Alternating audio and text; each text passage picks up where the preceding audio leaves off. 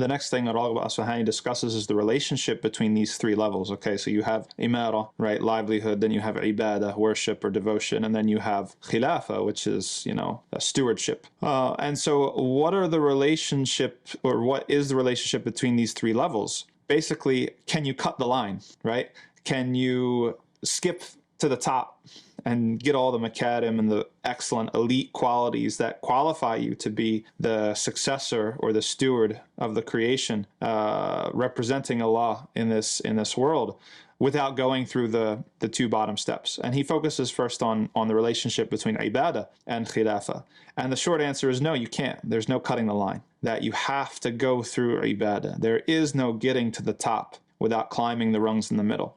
You cannot, for example, he says, he puts it like this. He says, somebody who busies themselves so much with ibadah, with worship and devotion, so that they never even get to the higher station of the khilafah, that person's excused, because at least they're taking care of their responsibilities. But somebody who tries to get the qualities of khilafah without going through ibadah is deluded. They're tricked. They're hoodwinked. It's not possible.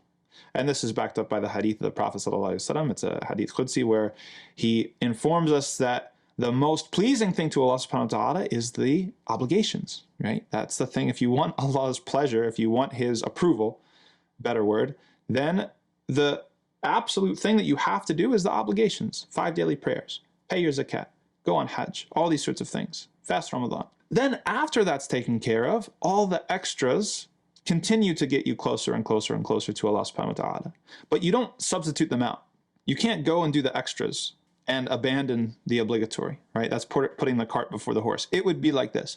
It would be like someone not having any food in their fridge, not having any furniture in their house, and yet maybe the lights don't even work because they haven't paid the electricity bill, and yet they have a Rolex, and they have an iPhone, the latest iPhone, and they have jewelry. Right? You missed the basics. Right? You've got to work through there's no shortcuts. There's no shortcuts. And even theologically in the Quran, Islam tells us there's no shortcuts. Your lineage is not a shortcut. Your tribe is not a shortcut. Whatever group identity you subscribe to is not a shortcut to piety, to righteousness.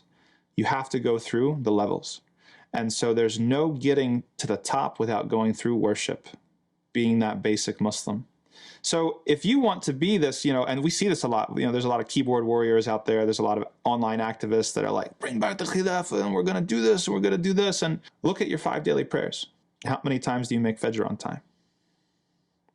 Do you really think that you're going to be able to manage the creation in the way that Allah likes and you can't wake up for Fajr on time? It's not possible. There's no shortcut. You've got to make your bones. You've got to earn your stripes. You've got to go through worship, and only after worship, that level of ibadah is completely solid and tight, then you can hope to turn your attention to developing the elite qualities that will make you a successor, will make you a steward upon this creation.